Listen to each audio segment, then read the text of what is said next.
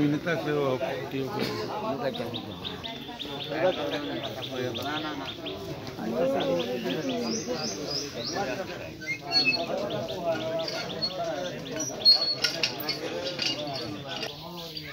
তাহলে আল্লাহ এই মদিনের পক্ষ থেকে আমি আপনাদের কাছে ক্ষমা পাচ্ছি, আল্লাহ